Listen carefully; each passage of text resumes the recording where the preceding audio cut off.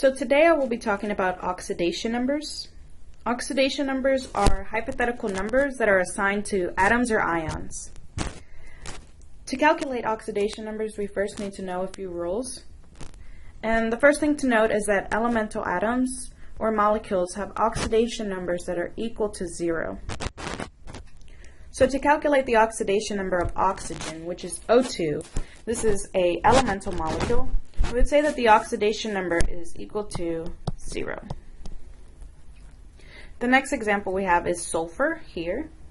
And since this is an elemental atom, we also say that this has an oxidation number equal to 0. The next thing to look at is a sodium atom. And since this is an elemental atom, we say its oxidation number is equal to 0. And the last one, we have a neon atom, which is a noble gas, and we say that it has an oxidation number equal to 0. So the next thing to note is that monoatomic ions have an oxidation number that is equal to the charge. So for example, we see a sodium ion here, and the sodium ion has a charge of +1, which is denoted here. So we say that the oxidation number is equal to the charge, which is +1. Next we see a calcium ion that has a charge of 2+. So we say that the oxidation number of the calcium ion is a +2. Next we see a chloride ion, and the chloride ion has a charge of -1. So we say that the oxidation number is equal to -1. And the last thing we see is an ion of oxygen, and it has a charge of 2-. So we say that the oxidation number is equal to -2, or 2-, whichever one you want to write it. So you may be asking yourself, why are we saying the oxidation number is equal to the charge? Why can't we just say that an oxidation number is the charge? And the reason being is because not all atoms have a charge, and because oxidation numbers are a hypothetical number, we can say that not all atoms have charges. They do have an oxidation number. And in these cases, the charges happen to be the oxidation numbers, but that won't always be the case. So let's look at the next thing on the list. And it says an atom in a polyatomic ion or in a molecular compound usually has the same oxidation number it would have if it were in a monoatomic ion. So for example, here we see a water molecule, and it's a hydrogen bonded to an oxygen bonded to another hydrogen. So we calculate the oxidation numbers as if it were a monoatomic ion. So if hydrogen was a monoatomic ion, meaning by itself, it would have an oxidation number of +1, as it does in water. And we also say that this hydrogen has an oxidation number of +1, and oxygen has a charge of -2. So let's look at the next one. Now we see a hydroxide polyatomic ion that has a net charge of -1. So we calculate the oxidation numbers on each one of the atoms as if it were a monatomic ion. So for example, oxygen normally has a -2 charge as a monoatomic ion, and hydrogen normally has a +1 charge as if it were a monoatomic ion. So now let's look at some of the exceptions to these rules. The first exception is that when hydrogen is bonded to a nonmetal, it has an oxidation number of +1, which is normally what we see. So here, for example, we have an oxidation number for hydrogen, which is equal to +1, and the chlorine has an oxidation number of -1. In this next case, sulfur usually has a -2 charge, and the hydrogen will have +1 each. So that's what we normally see. So now let's look at when hydrogen is bonded to a metal. When hydrogen is bonded to a metal and has a charge of -1.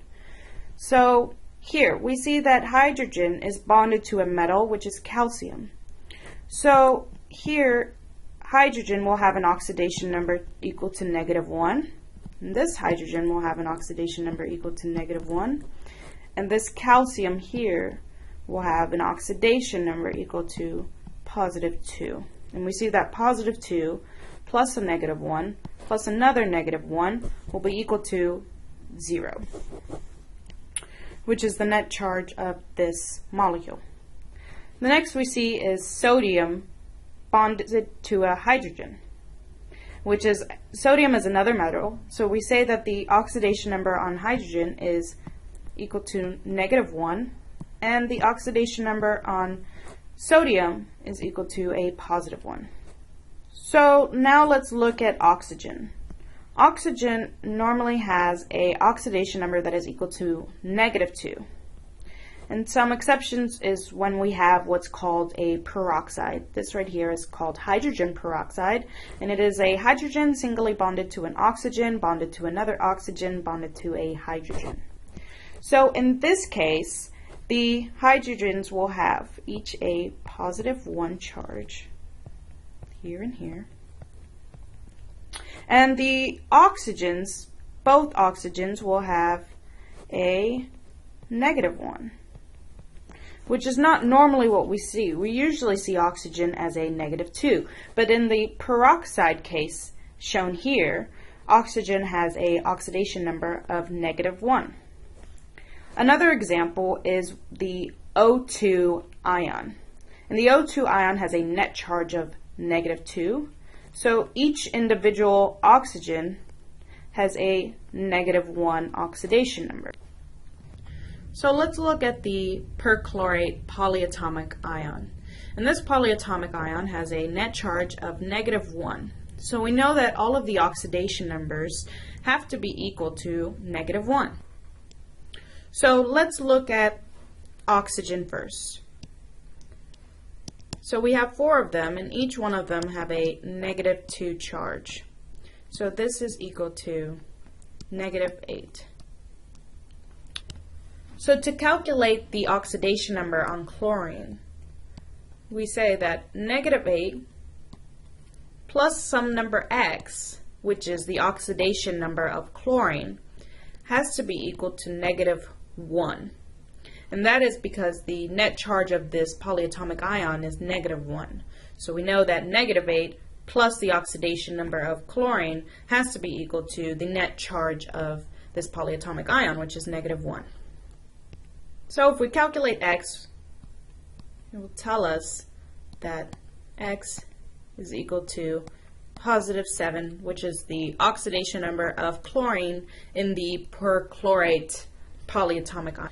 So the next thing that we see is NH4 with a positive charge, and this is the ammonium ion. So in the ammonium ion, we have hydrogen, and there's 4 of them, each with a +1 charge. And we say that it has a +1 charge because it is a hydrogen bonded to a nonmetal. And when we have a hydrogen bonded to a nonmetal, it has a +1 charge. So this is equal to +4. And the net charge on our ammonium ion has a +1. So we know that +4 plus some number x has to be equal to +1. And when we do the calculation here, we see that x is equal to -3, which is the oxidation number of nitrogen.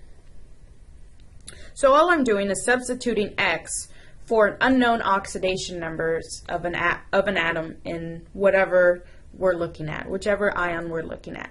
So I'm just solving it like an algebraic problem.